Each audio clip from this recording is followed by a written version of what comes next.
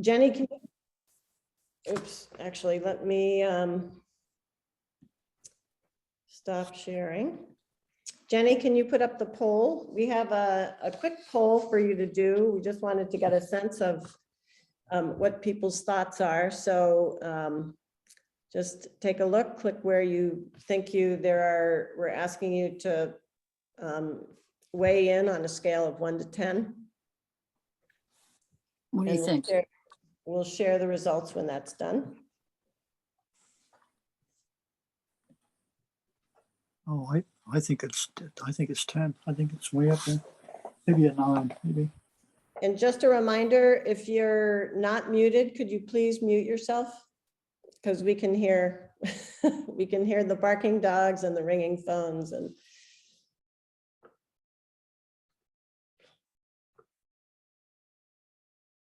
so it looks like we're almost done with the poll.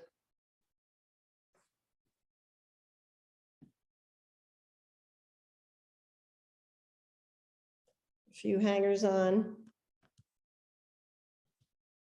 Get your votes in. All right, Jenny, why don't you end that, and can you put up the results?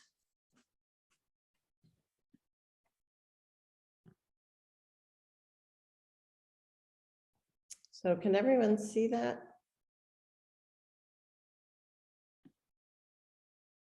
So I don't know if others can see this, but it looks like our audience is already fairly convinced that there's a lot of disinformation out there. All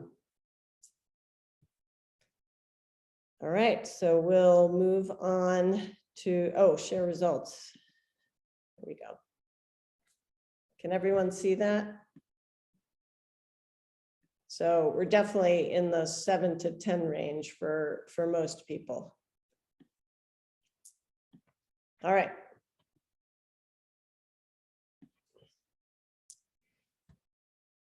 So just a little housekeeping. This session is being recorded. Please keep yourselves muted. Feel free to put questions into the chat box at any time. We'll get to those questions at the end. We're leaving plenty of time for that. So on to our guests tonight. First, I'll introduce Peter Dugas. Peter is a Portland native who earned a BS in physics and engineering from Brown University and is a veteran advocate for effective and equitable climate action.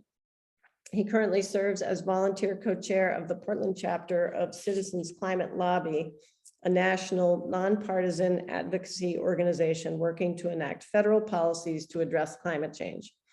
At CCL, his job is to engage in high-level policy discussions with Maine's congressional delegation. He's also an En-ROADS climate ambassador who educates people about the relative impact of different approaches to mitigating climate change. He makes his living as an owner-landlord in Portland and has done all he can to mitigate climate change by investing in energy efficiency upgrades to his building. In 2021, he received the Portland Press Herald Source Awards, which recognize Maine people who contribute to the state's environmental well-being through consistent, sustainable practices. So Peter, can I invite you to say a few words about your work and your interests and your activism? Sure, yeah, I've bounced around a bunch of different levels of climate advocacy over the years. In the 20 some odd years since I graduated from college, I first became aware of the impacts of anthropogenic climate change, human-caused climate change. In the late 90s, when I was in school as an undergraduate, I was doing data entry for a climate scientist. And these were the days right after the Kyoto conference, an early conference of parties for the UN, where it looked like we had a good solid example of regulating the agents that were creating a hole in the ozone layer, and we thought we could just do that on a larger scale from the Kyoto protocols. And of course, it's been a sad state of affairs since then, where we've kind of been in fits and starts trying to adopt policies that will be meet the daunting scale of doing something about climate. So Currently, the past 3 years, or 4 years now, I've been within Citizens Climate Lobby as an advocate, doing a lot of outreach like webinars like this. And I'm also the liaison to Maine's Independent Senator Angus King. And I've attended a lot of other meetings with our other national delegation. But I also do that En-ROADS presentation, which is kind of a nice third-party analysis of different climate policies and a good workshop as well. So happy to be here. Thank you so much for having me. Great, thank you for being here. And I just want to highlight the fact that Peter has chosen to work at the level of national policy, and which is important because Maine is responsible for 0.3% of the US emissions of greenhouse gases. And so while it's important that we do everything we can here in Maine, we still have 99.7% left to deal with nationwide. And so it's really important to be working at all levels, but particularly at the national level. So let me introduce Dan. Dan Stone is a native Virginian with a degree in applied math from Yale and a master's and PhD in economics from Johns Hopkins. He's been an associate professor of economics at Bowdoin College since 2012, prior to which he was assistant professor at Oregon State University. Dan's research explores belief formation, political media, polarization, and interpersonal hostility. His courses at Bowdoin include behavioral economics, information and uncertainty, and game theory. He is optimistic about polarization being typically due to misunderstanding and therefore resolvable, based both on his personal experience and his research. He's currently working on a book on affective polarization. Maybe you can explain to us what that is, Dan. And is on Twitter, quote, perhaps ill-advisedly, but with good intentions. I think we can guess that he spends some of his time on Twitter and engaging respectfully with others about contentious issues. So Dan, do you want to say anything? Tell us a little bit about your work, interests, and teaching. Sure. Thanks so much. Very nice introduction. Thanks everyone for being here. Thanks Caroline for hosting. Thanks Kriya for doing this. Thanks Nick especially for connecting me here. Yeah, I'm an economist at Bowdoin, but I'm a behavioral economist, which means I study systematic mistakes in decisions and systematic biases in people's beliefs. So that's obviously relevant to the influence of misinformation and disinformation, right? If we were perfectly rational information processors, maybe we wouldn't be so susceptible to misinformation, but behavioral economists are well aware of the effects of misinformation. So this is very much up my alley.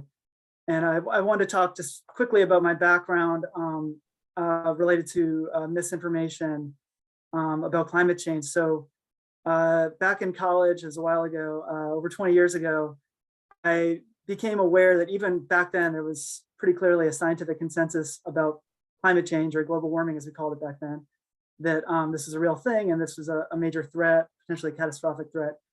And so I talked to some people about it, friends and family and stuff.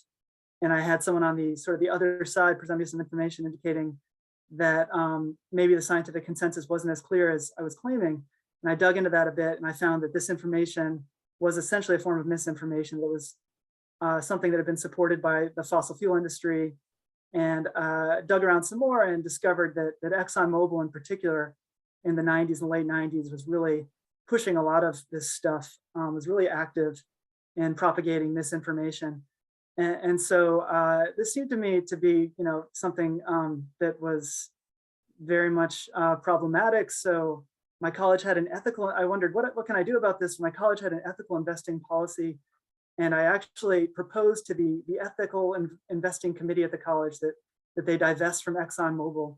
I felt pretty strongly that was a reasonable thing to do, but of course it didn't go anywhere. But I kept thinking about climate change and misinformation for a while after that. Did some work on it in my thesis, and sort of the theory of effects of information and misinformation provided by a firm with a strategic interest and sort of promoting a certain point of view, like Exxon. And after that, I sort of grew to realize that the reason that misinformation was having such sort of persistent, long-lasting effects was that we have this deeper problem in our country of polarization, right? We don't just disagree about climate change, but we disagree about everything. And that's why we're having, so much trouble with climate policy here as compared to some other advanced economies, many other countries around the world. So for the last 10 years or so, I've been working on polarization, thinking maybe if we figure out polarization, we can finally address climate change and a bunch of other problems. So in the last 10 years, I haven't been doing climate stuff specifically, but I do have a background in climate misinformation before that. And so yeah, tonight I'll mostly be sort of speaking up on the psychology and behavioral economics of polarization more generally. So enough about me, Caroline, why don't you take it away? That's great. That's a perfect intro. So let's jump into some questions. We're just gonna use a discussion format here. So my first question for both of you is really corporate disinformation campaigns are not new. So can you describe an effective disinformation campaign from the past that everyone might be familiar with? Peter, do you want to start us off? Yeah, there's a number of them. I think Dan could also probably chime in with more expertise in this area, but I would say that you can think back, if you're old enough, to campaigns about smoking that was happening in the 50s and 60s. If I remember correctly, the tagline was 9 out of 10 doctors recommend Chesterfields. You could also talk about some of the, there's some in Michael Mann's most recent book, The New Climate War. He spends a lot of time talking about the Crying Indian ad from the early 70s, which was actually, we now know, which is thought of as actually like an awakening of the modern environmental movement. But we now know that it was actually kind of a bait and switch from the recycling, pushback to nascent recycling programs that were happening at the time, to put the burden of it not on the producers of the bottles and containers, but onto the consumers. It's kind of like blame shifting a little bit. So those are two examples that come to mind right off the top. Well, and it's interesting that the Keep America Beautiful campaign, that Crying Indian campaign, to mention that because Maine just adopted the extended producer responsibility law, and actually, I think in session 4, someone's going to be speaking about that, but it's sort of come full circle. And it would be interesting to know if there was any kind of disinformation campaign from the companies that are generating the packaging. And that law is going to basically make packagers, the companies that are generating the packaging, responsible for paying the costs of recycling it and disposing of it. And I don't know much about the logistics of implementation, but we'll learn more about that in session 4. Dan, do you want to add anything? Do you have any other examples? Yeah, tobacco is the classic example that the fossil fuel industry has been compared to. And of course, in terms of disinformation campaigns more generally with potentially really, really big effects, the role of Russian trolls, spreading misinformation, disinformation really on social media is thought to have possibly played a significant role in the 2016 election here. Right, there's debate about that, but there are people who think that they really swung it to the candidate who won that election, Trump, of course, and they're still active, and there are other foreign supported trolls getting into trouble and stirring up trouble online still. So just shows that we have certainly not, cracked this nut, figured out how to deal with this stuff. I was reading about that one of the ways or one of the things that the Russian trolls were doing in the 2016 campaign was launching attacking Hillary Clinton in what appeared to be attacks from the sort of progressive left, but it was Russian bots that were trying to convince young progressives that there's no difference between the candidates and they should just stay home. So it gets pretty granular, I guess. Was it, Dan, was it primarily social media that was, I mean, is that the biggest tool that is most frequently used? Yeah, I think so. And that's not my specific expertise at all, but social media, for sure, I think is, I mean, plus fake news and actually generating, news headlines and stories that appear to be real that weren't, that would be maybe spread on social media by people other than the trolls. But yeah, they wanted to get the Hillary voters to stay home, and I think they got the outcome they wanted there. So whether they made it happen or not is a bit unclear, but there was also that recent article by Greg Kiesich in the Portland Press Herald about recent messaging by the main oil dealers, which is an example that's very close to home. Peter, are you familiar with that example? Yeah, I am. Yeah, it's this. You're talking about the Sunday op-ed in the main Sunday Telegram. Yeah, I've actually referred to it in a slide later on, and it's very much the case of he I think very astutely sees through the kind of a distraction ploy, which is, and also a kind of an extrapolation into a consequence that's not necessarily what we're talking about here by local oil providers, and kind of conflating problems with the grid that happened perhaps, like last February in Texas, where there was where they had that freeze over cold snap, where and then pointing that to problems with switching over to renewables, which is a much more complicated and nuanced argument than would looks like at first blush, and he saw right through it. So Peter, you have some slides to share. Can you review some of the tactics that the fossil fuel industry has used over the years and give some examples? You want to share? Of course. Yeah, let me do that right now, and give me the hook if I go on too long, because as usual, I gave more slides than perhaps necessary. But this is a preliminary slide. Everybody, you can just give me a thumbs up, Carol, or tell me if you can see this. Great. Okay. So a lot of this is being posted from a document called America Misled that has a lot of like a nice succinct summation of the misinformation and disinformation campaigns around climate change. But as Dan was saying, there's a lot of vested interests in making it seem like this is a controversial issue, when it's about as controversial as whether smoking creates as a correlation with a causation of lung cancer. So in a nutshell, these are 10 words to kind of a mantra to yourself when confronting this, but it's real. This is it being climate change. It's real, it's us, experts agree, it's bad, but there's hope. And I really want to emphasize that last one, because there's the newest iteration of this switch to disinformation is saying, well, we had now, even though things are in tough shape, it's too late for us to do anything about this, or we have too little we can do, when that's exactly plays into the hands of the folks who want the status quo. So this is just some meta surveys of different scientific literature on climate, saying how much assurances we are that these peer-reviewed studies, the percentage of peer-reviewed studies that say that there is robust evidence for human-caused climate change.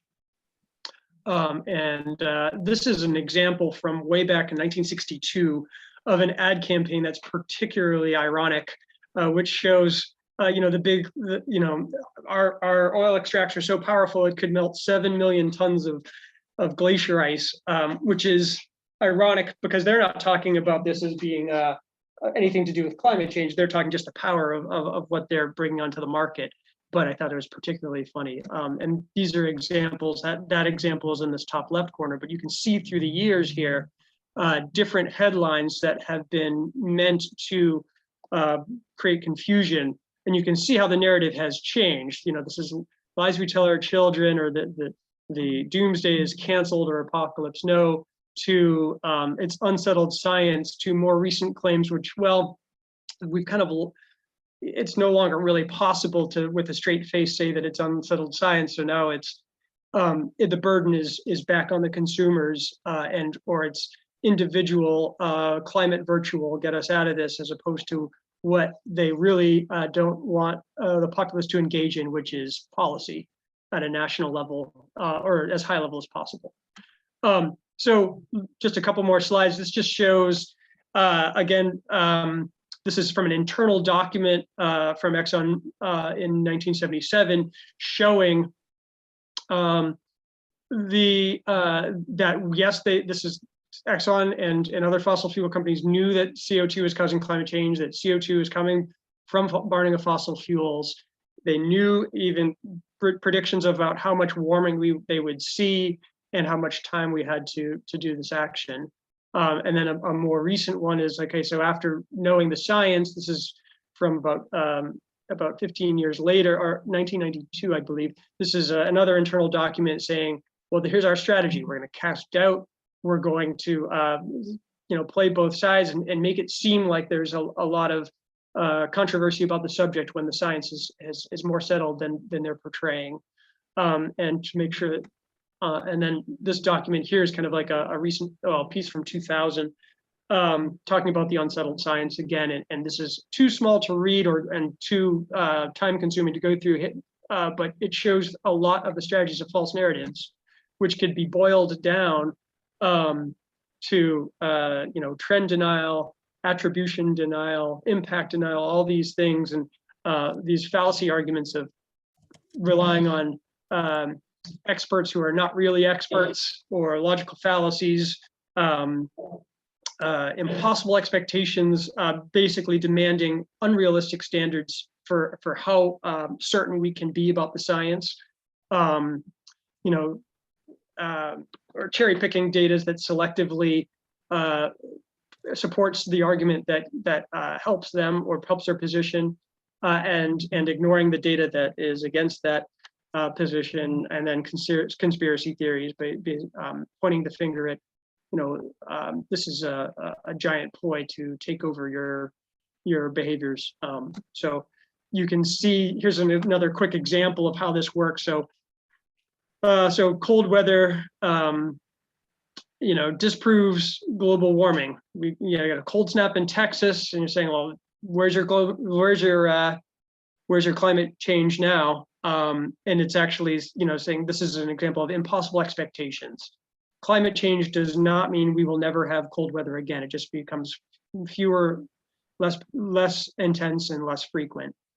So that's an example of impossible standards, or climate change has occurred naturally in the past. So of course, if it's changing now, it must also be natural, and that's jumping to a necessary conclusion. And I'll just be brief through these others, but you can see that this is like an example of a Colorado climate campaign that had been supported by seemingly well-meaning or groups like Colorado Concern or other groups, but you can see the strange track in which this can be followed back to fossil fuel providers like ExxonMobil, Chevron, and Koch brothers. So you have to be very careful, that these are powerful interests that take a long time to track exactly where they're coming from. Caroline, do I have time to go through a couple of more examples just to see? Sure. Okay, so here's some examples of, like, this is, I'll give credit where credit's due. This is Sam Saltonstall put these together of, different arguments of what we maybe, you may hear. So for instance, this argument here is from Michael Mann's book, saying that fossil fuel industry groups intend to lend a veneer of credibility to the assertion that climate change won't be so bad, or that large numbers of scientists are skeptical that climate change is a threat. So you can see, like, which tactic, you can play this game at home if you'd like, but which tactic might this be? It's kind of a combination of denial and distraction. You could have another one of being like, well, gosh, if sure, you want me to do something about climate change, but what about people who are purported to care a lot about climate change and yet have these giant carbon footprints and fly around all over the place to go to these climate meetings?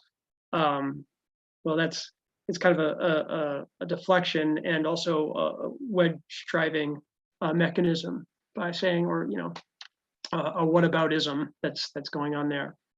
And here's that Greg Kessich piece that you mentioned, Caroline, from last Sunday's paper.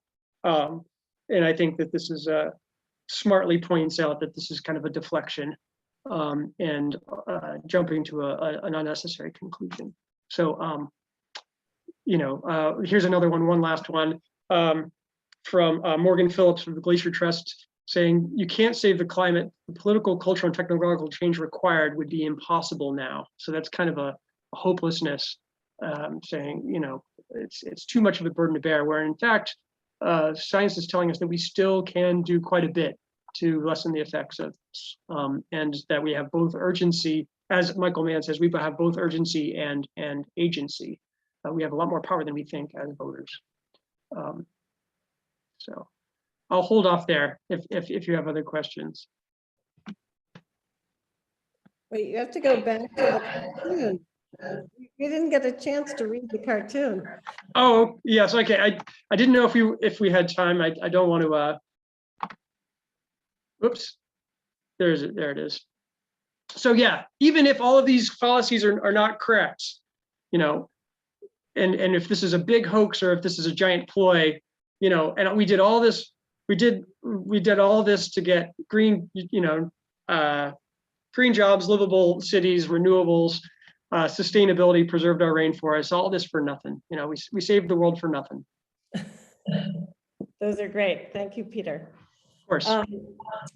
So Dan, a question for you. You study human behavior. What is it that makes these tactics so effective? Sure. Yeah. So, right, there's so many tactics. And I think there are so many tactics that have been used because it is such a complex and relatively slow-moving issue that they've been able to throw all the tricks in the book at us. But yeah, so why do people believe this stuff? So Caroline, I shared a pretty recent review, an academic paper, but it's the kind of thing that anyone who's interested could read it. You don't have to know all the jargon to get it, on the psychology of sort of belief in misinformation and disinformation and fake news in general. So for those who are interested, check out Caroline's links wherever she's posting these. But so I'll start with the idea, a simple point, which is that, wow, sorry. It's my fault. Stop. That's crazy.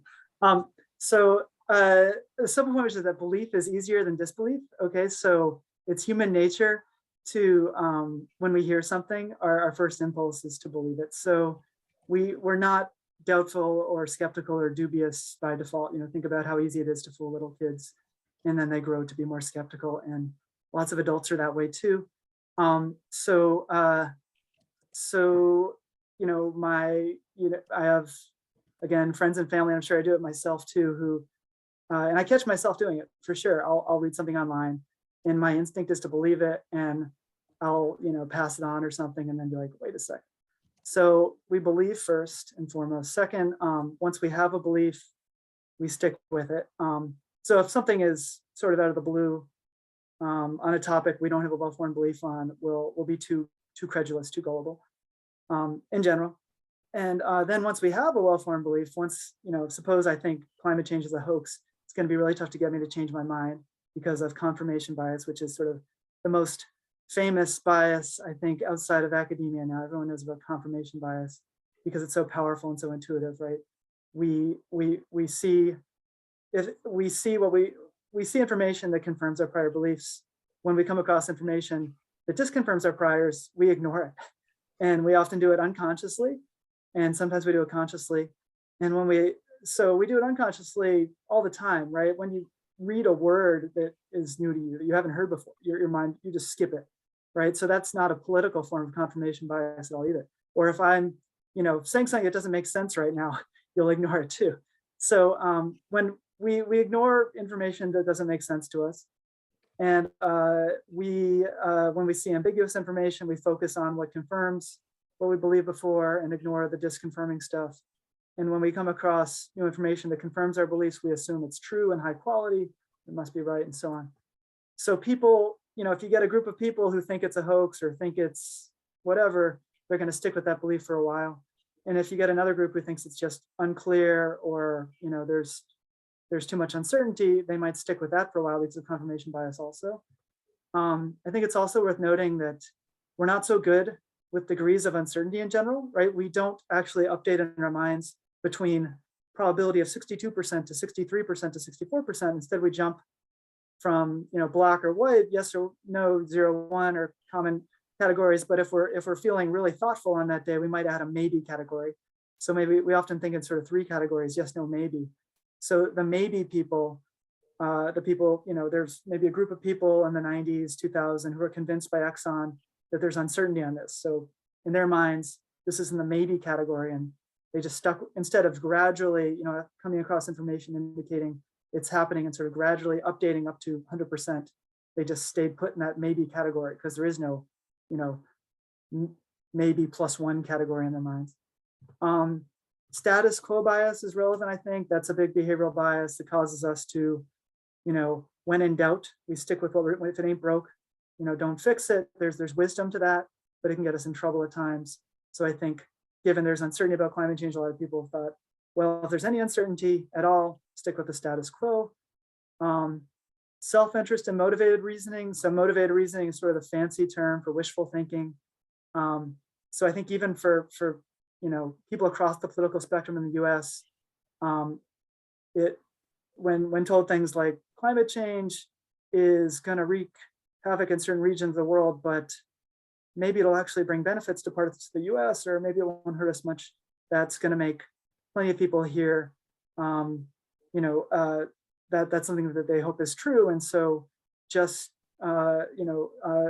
motivated reasoning will make a lot of people inclined to believe that things aren't going to be as bad as they might be, and to sort of lean towards optimism. I'm going. Like I said, a behavioral economist, I study biases.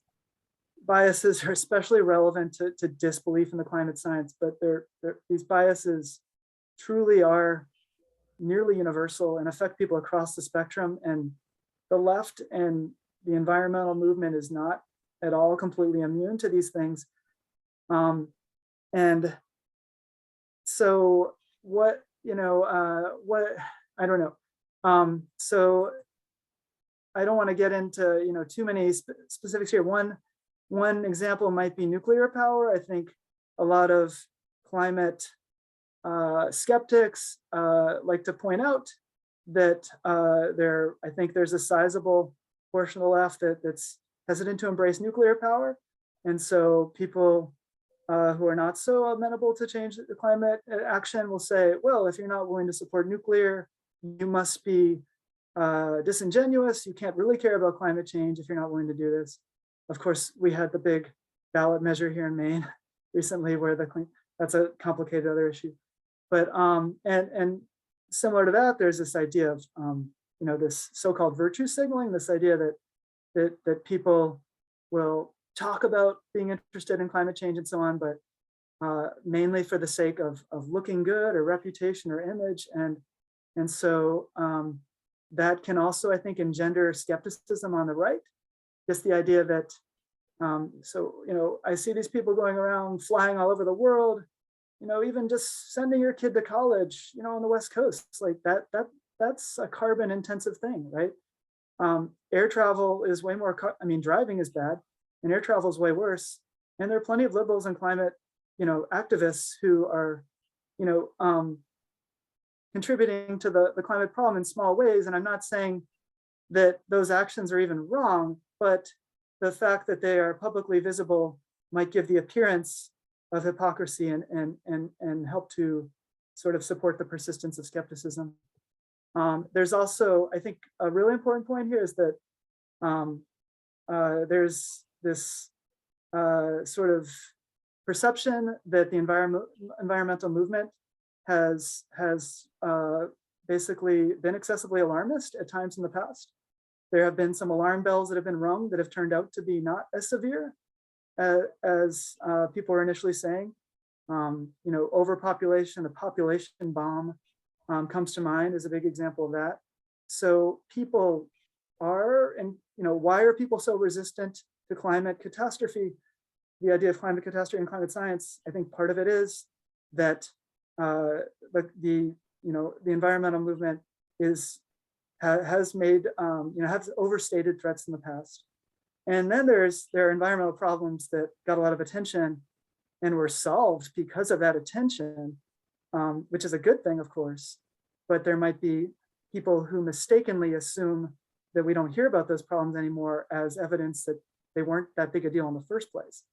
So that is not a justified reason for not worrying about climate change, but it's just part of the explanation. So some people might say, yeah, these environmentalists were so worried about acid rain and the ozone layer.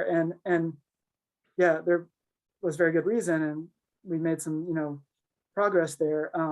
And some people might mistakenly think that those problems were overstated. Yeah, so I haven't even gotten to the big one though. Let me just finish with a bang here. The biggest, of course, is polarization, and affective polarization in particular, which is the idea of emotional polarization, the fact that we've grown to dislike or feel hostile towards those we disagree with more than ever in the US over the last few decades. And we don't like to agree with people that we don't like. So if I don't like a Republican says X, I'm going to think X is false. If I'm a Republican, I don't like a Democrat says X, I'm gonna think X is false. So that's really, all the other stuff I think is real and important and plays a role. But the biggest thing by far is affective polarization, the fact that and that's why, COVID, masking became political, vaccines are political, because if one side does it and we hate that side, we're going to disagree with them and do the opposite. Great. That's a very comprehensive treatment. That's excellent. Dan, can you just speak a little bit about the difference between disinformation and misinformation and why the distinction is important? Right. Yeah, sorry for I should have spoken up about that earlier, because I've referred to both and you might have referred to both and Peter might have. And yeah, so there is a distinction that's worth knowing, that misinformation is sometimes used to refer to sort of any false information, but it's sometimes used to refer to sort of unintentionally false information, or information that, was sort of produced in good faith, turned out to be wrong. And then disinformation is intentionally false. And so if one of the tactics used by the fossil fuel industry they promoted disinformation, but also just misinformation by funding. There are some actual climate scientists who were sort of by nature inclined to be very, very sort of anti-global warming, or opposed to taking action on global warming. And the fossil fuel industry said, oh, we don't even need to bribe these guys to say climate change is a hoax. We just know they're going to say it anyway. And they think it's true. And this is great. So I'm just going to support Pat Michaels' research and Robert Balling's research. And I would call that misinformation. It's still potentially very harmful, and it was strategically funded misinformation, but it's still distinct from making stuff up out of thin air purely with the intent of deceiving others. And you made well, we'll probably get into this later, but I think you made a good point at one point that we shouldn't be judgmental when people share misinformation, because oftentimes they don't know that it originated as disinformation, that people often forward what starts as just, intentional, willful, malicious disinformation. They forward it not knowing that it's right. At which point Yeah, just quickly, I mean, and maybe we'll talk more later, but I do think the majority of the information produced by individual citizens that is false is more in the misinformation category. People are trying to do what they can to they're you know they're trying to do what they think is right. And so people who are climate skeptics or opposed to taking action on climate either often truly think the costs exceed the benefits, the costs of action exceed the benefits, or they have other, potentially, essentially, they're well intentioned, right? And so maybe we'll talk more later about, the implications of that for our own personal sort of discussions and interactions. But so yeah. what can we as individuals do to combat disinformation that we know is out there? And this is a question really for both of you.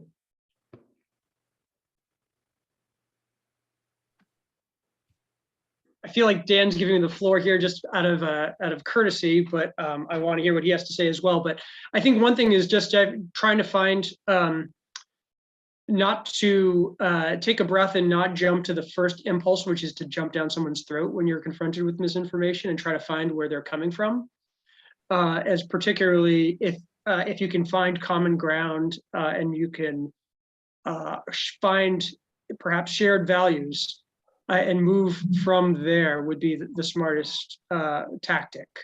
So that perhaps if someone's saying like, gosh, oh yeah, all you flaky climate freaks are trying to take me away from my outboard engine or my snowmobile or whatever fossil fuel mechanism I happen to do. Is like, it sounds like we both share a love for the outdoors. Like, go immediately to that and say like, have you noticed changes in the years since you've been doing this? And these days it's hard to not find a place on the planet that hasn't seen noticeable changes to the naked eye. So that would be my thing, is to find common values and really make the other person feel like they're listened to, so that you're not immediately giving them a signal that you're invalidating them, which is a good way to stop any conversation. But I'd like to hear what Dan has to say. I don't know. I'd like to hear what I have to say here too. I don't know the answer. Yeah, no, I mean, sources are key. That's a nice first step, right? We've sort of referred to this. But yeah, I love what you said there, Peter, for sure, about not accusing others of sharing disinformation, and that sort of thing. Taking a hostile approach to others is what drives affective polarization, and it is going to make people just shut down and not be receptive at all. But in terms of it's a simple basic thing. When you come across information, ask what the source is. If it's a credible source, great. Come figure out what you think is credible, and hopefully you made a good judgment about that. But if the source is unknown, you're going to want to dig into it further. You don't want to discount something immediately just because you haven't heard of the source, but you should be very skeptical. And you can point that out to others too. So if you're talking to someone in person or online or whatever, and they refer to a fact, you can say, where'd you hear that? And we might talk a bit later about some recommendations for how to hold these conversations. It's very, very tricky, but it's really key to maintain respect and to show whoever you're talking to, that to not alienate them, and to show that you want to understand why they think what they're thinking, that you realize that they have reasons for thinking what they think, that they're not making stuff up, or they're not, sometimes they are, right? And sometimes they are intentionally being difficult, but a lot of the time they're not. And when they're not, and you assume they are, it causes trouble. But looking out for sources, pointing out to others, misinformation's out there. We got to look out for sources. Pointing out biases in information processing and saying, I have my biases too. And I'm not trying to win a debate here. I'm just trying to do what's best, for the planet. I'm really concerned here. You can somehow convince others that you're not so quote unquote virtue sick. You're not doing it to look cool or to show them they're wrong, but because you're scared and you've done research and you know that this is important, you can win them over maybe, or have a better chance of it. So it's really about finding common ground, and once you've found that common ground, creating some trust between two people with disparate views, and then building on that. And I think also not forwarding, you know, this is true on social media. A lot of information comes through on social media, and not forwarding things that that you've where you don't know what the source is.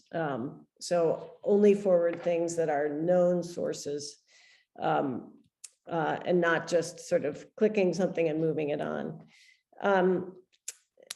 So I think it would be interesting to, I mean, is there more to say about how to have these difficult conversations with people? I know, Peter, you've talked about storytelling. You've been doing this for a while now. You know, does the data and the graphs work when you're trying to combat someone who's been disinformed about climate change? Not as perfectly as you would like.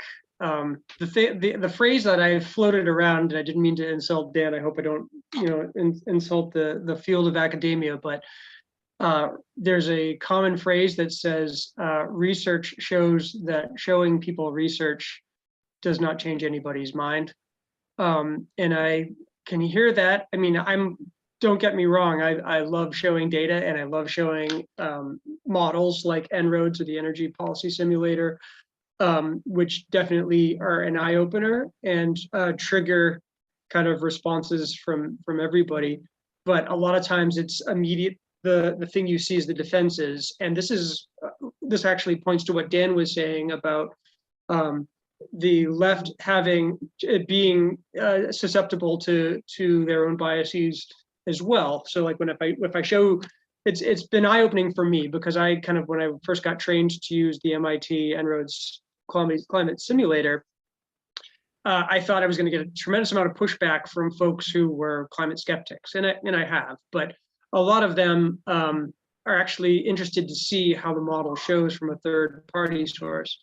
I was not expecting to see some pushback from, you know, I guess for lack of a better term, like folks that identify themselves on the political left, when they see that, you know, putting solar panels, you know, driving up solar panels in wind turbines, not that any of these things are not good, but that alone will not get us to a stable climate future. We need a heck of a lot more.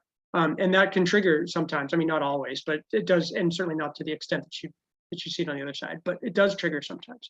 So I think it's important to realize that everybody carries this stuff with them. There are reactions that come from their gut, and that research is good to kind of, especially if you get some buy-in, but you have to kind of develop a bit of trust between that, and the storytelling helps. Having something in common, being from Maine and loving nature, and, you know, that's one thing that helps. Having the similar faith background, whatever it might be, knowing, you know, playing softball with somebody in middle school or whatever it might be, is like having some sort of like common experience is a good way of moving that forward.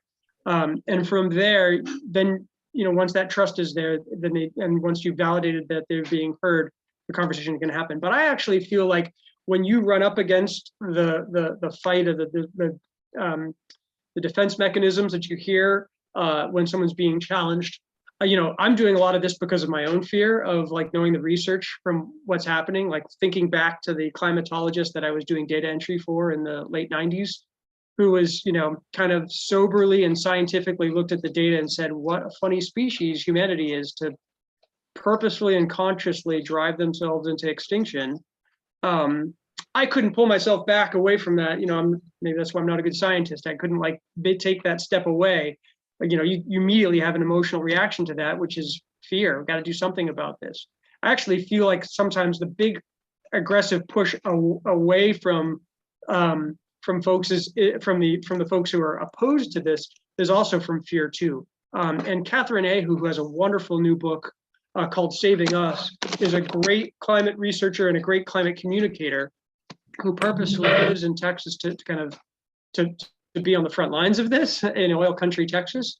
And her big premise is as much as you think talking about this isn't going to do anything about it, she begs to differ that talking about this is actually super important because it needs to be spoken about. People, a lot, there's a grand population in the middle that kind of have a low-lying fear of this problem or anxiety, and need to be validated, need to be told that it's okay to talk about this in polite society now because we're seeing it more and more. But those are my thoughts.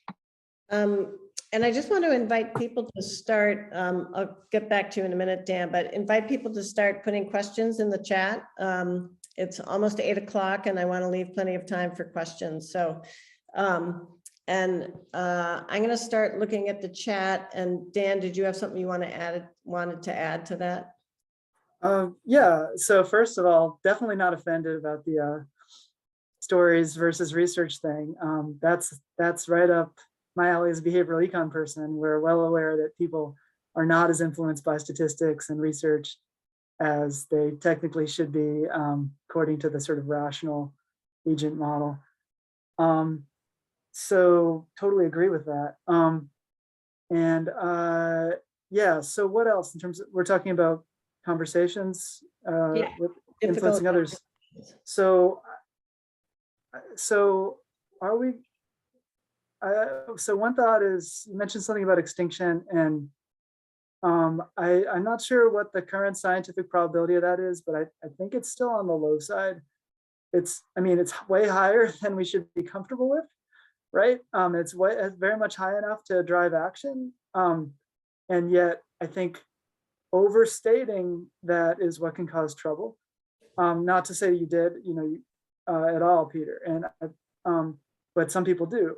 And another thing is maybe, so we have to be wary. I think overstatement can lead to distrust. Even saying, hot, warm day today, it must be climate change. And if we're saying it lightheartedly, if we know, of course, it's not climate is complex, it doesn't cause it for sure.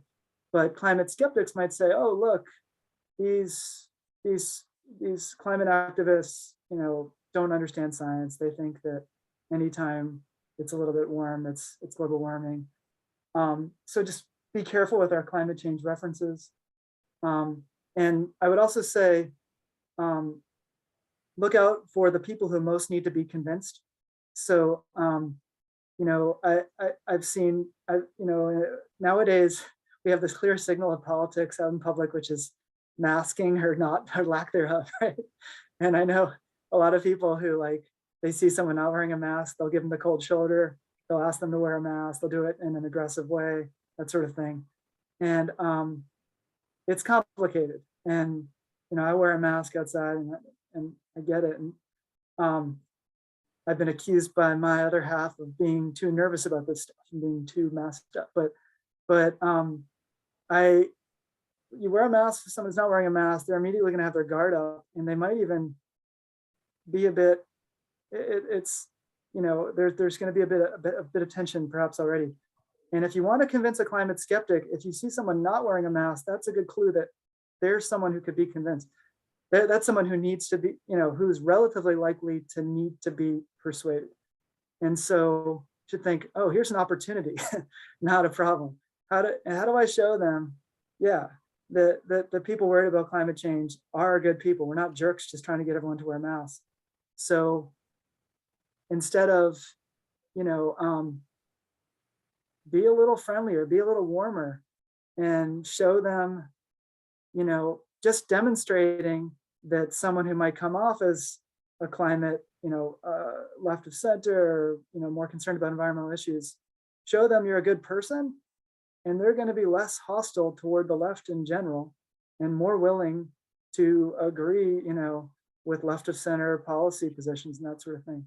So just be decent to people but especially the people who we disagree with politically, because those are the people that we most need to change their beliefs, which is counterintuitive, right, to us now, right? Because we're inclined to be like, ew, anti-masker, or some people are inclined to be that way.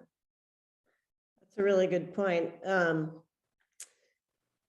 We have a couple of questions. Well, Kathy points out that people tend to stick with their sources, whether it's, you know, a left-leaning source or a right-leaning source, and how, you know, how to deal with the fact that people are, we can't agree on the same set of facts anymore, because people are getting their information from different sources. I don't know if either of you has any thoughts about that.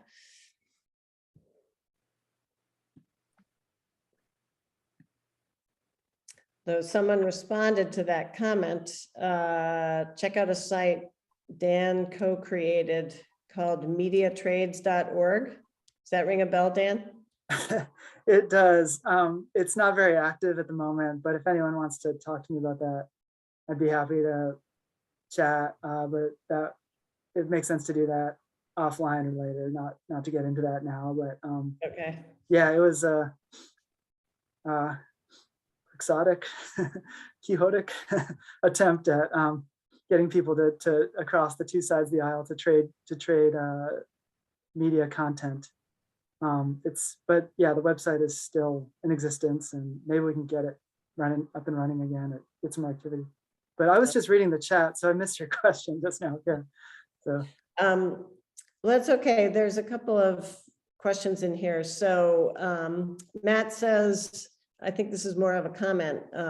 He says, I feel like one of the best ways to get people to connect and agree on sustainability is to use humor and direct the conversation toward solutions, things we can all work toward instead of details we can debate over. Which I hope it's okay to ask, are we going to discuss solutions of activism? He's eager to hear those. And he posts a link to some eco-humor. So Peter, you're probably best qualified to talk about solutions of activism. I think it broke up. My connection might be unstable. Can you hear me? Sorry, yes. we Okay. can- I was hoping for that cue. I'd be happy to talk about activism. So one of the hats I wear is with Citizens Climate Lobby, which, as Caroline said in the introduction, is laser focused on national policy. You know, there's actually talk about going in the green. There's actually reason to be hopeful that there, as we speak, there is the most co-sponsored climate bill in the House with 93 co-sponsors last time I checked, including First District Representative from Maine, Representative Pingree, that has actually has some support from conservative. It's actually, you know, in some ways, originally the idea for it was created by the likes of George Shultz and Jim Baker from, you know, way back, Republican emeritus kind of fellows, and has been spoken of highly by the likes of centrist and moderate Republicans like Lisa Murkowski, Mitt Romney, Mike Braun from Indiana, and to a degree, Senator Susan Collins, which is putting a price on corporate carbon pollution, taking that money and turning it into an equal sum dividend check to every man, woman, and child in the country. Well, a child would be a half credit, but it's a similar system to what Canada has adopted successfully and popularly, because those carbon dividends actually do make it so that most of the everybody below 60% or so is a net financial winner, and it's paid for on the backs of the carbon polluters. You know, the U.S. as we speak is the only developed nation in the world without a carbon price. And while we are all trying to, in fits and starts, trying to stumble to a renewables heavy future or a sustainable future without a carbon price, as the IPCC says, carbon pricing is a, and I quote, a necessary condition for stabilizing the climate. The US is the only country in the developed world without a carbon price. And we feel like it's an inevitability because starting a year from now, January 1, 2023, the US industry and businesses will start getting will start becoming burdened with carbon tariffs coming from the EU, the UK, and likely Canada after that. So we think it's an inevitability. So there is reason to be hopeful, and us Mainers, for those of the people on the call who are, we're very upfront about the fact that this is not the only thing that has to happen. It does, from what our analysis says, more than any other single policy. But we need complementary policies to deal with things that are outside of a carbon price, like methane pollution. And we're probably facing a situation now where we'll probably need some carbon removal, which will mean some agricultural soil sequestration, which we have some champions in our own Maine delegation as well. But all that to the side, the big thing that people can do, and is to contact their national representative. As Caroline said, Maine is responsible for 0.03% of US carbon emissions. So we have a tiny little fraction of the US carbon emissions, but we are the only state in the union with both of our senators on the US Senate Climate Solutions Caucus, which is a bipartisan, 7 Republicans, 6 Democrats, plus the independent Angus King caucuses with the Democrats, so 7 Democrats or so. And they are working on climate solutions. And this is, as we speak, sounds like we have 49 senators who are willing to include it into the Build Back Better bill if it's still possible. And if that doesn't happen, we will get an additional, the additional 11 from the Republican side of the aisle. So anyways, that's one of the main things, the advocacy that we're really pushing for. And this is our best chance in at least a decade and a half to do a national policy that meets the scope of the crisis. Peter, is there a place people can go to get information about what they should be saying to their representatives about that bill? Totally, yeah. If you actually scan this, or you go to cclusa.org/action, it'll give you a prompt. CCL is Citizens Climate Lobby. Exactly. Yeah, I'm sorry. Citizens Climate Lobby is got over 230,000 volunteers across the country, including 2,000 in Maine. But if you just go to this, it'll give you scripts to use. You'll be leaving a message to Senator Collins' office, or Representative Pingree's office, or Representative Golden's office. Angus King's the only one I've ever called who actually has real people answering his telephone, which is a very nice touch. But don't be nervous. It's great. It feels wonderful to do to Democracy in Action. And I do a monthly call to each of them, and you can contact Biden as well. He needs to know about it. And like I said, we can put we'll send a link to CCL and the scripts for that in a follow-up email to folks. Yeah, that website has the scripts. I should say that right up front. It's all right there. So I just want to get to a couple of questions. Someone asked about the name of the book, and that was Saving Us by Katharine Hayhoe. And Katharine Hayhoe is an incredible speaker, and you can find YouTube videos of her speaking, and she's always amazing. She's the most positive person the whole time she's speaking. She's got a smile on her face, and she talks a lot about how to have conversations with people. So I think we have a link to one of her videos on the resource page. But I strongly suggest, she's now the chief scientist for the Nature Conservancy, but she is fantastic.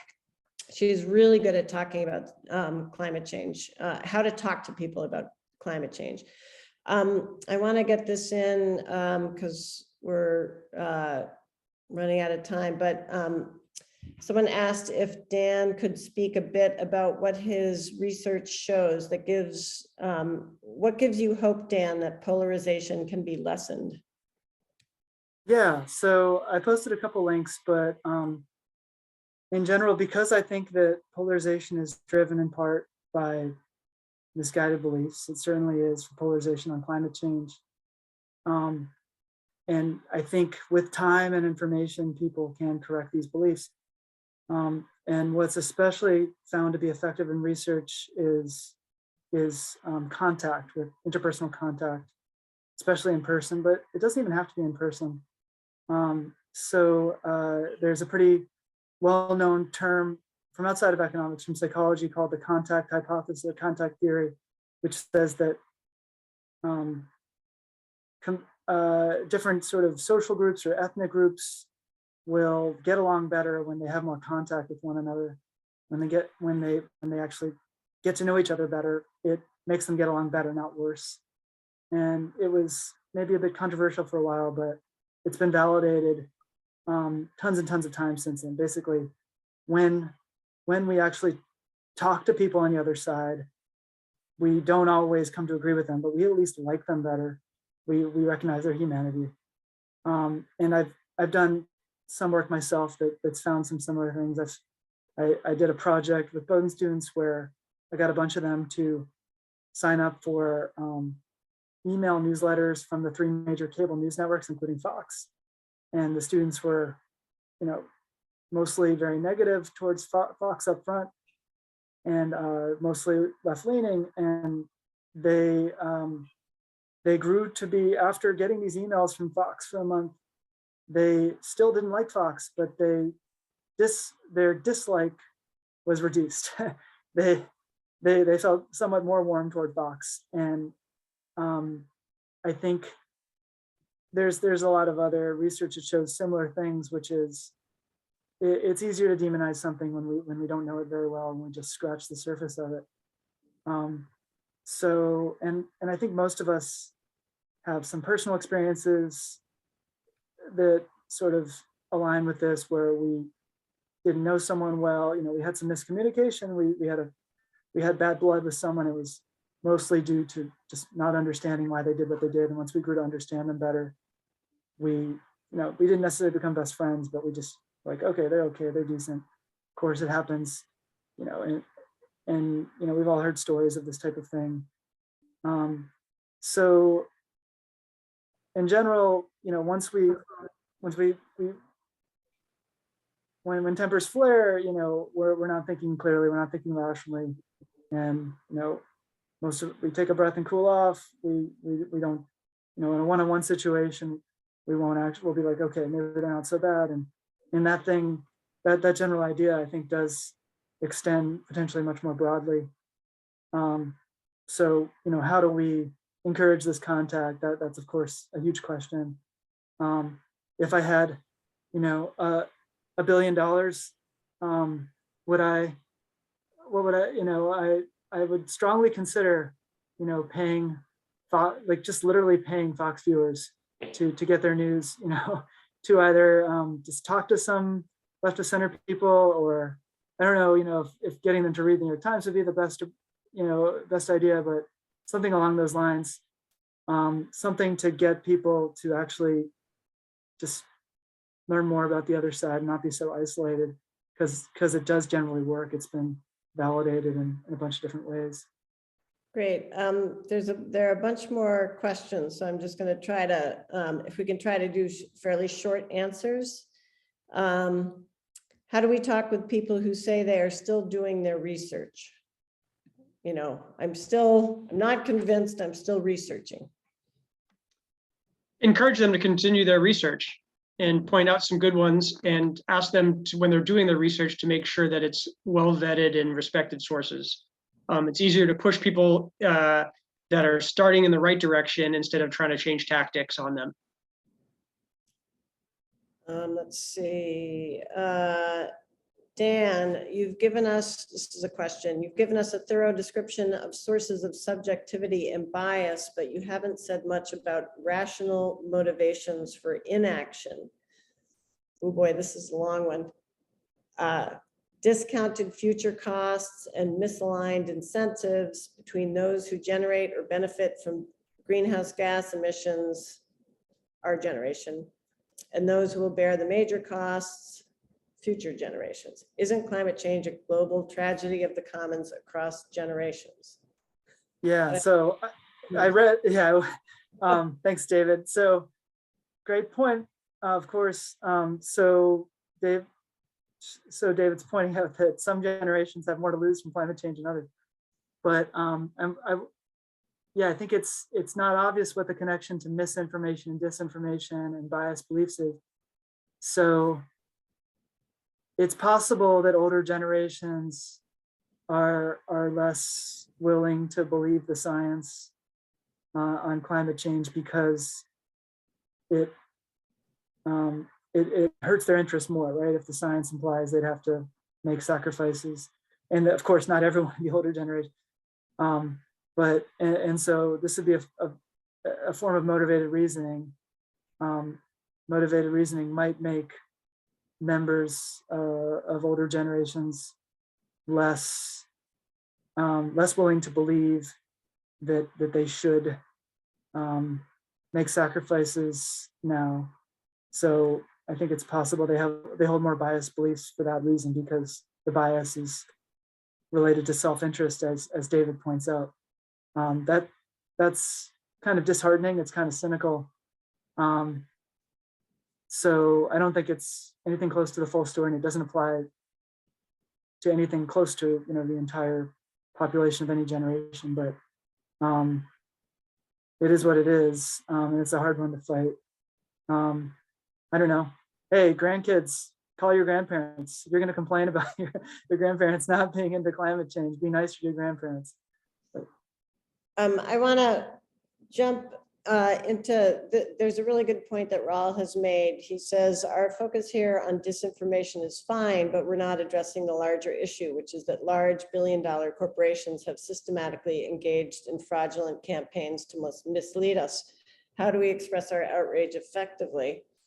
We're being too nice. And I think that's true. And I think that, Peter, you might have some experience here, but, and I want to have short answers because there are a couple more things that I want to share our homework for the audience. But I think writing letters and communicating to corporations and letting them know that we're paying attention is the best thing. And the more people you can get to do that along with you, I think they do pay attention to that. But Peter, do you have anything to add quickly?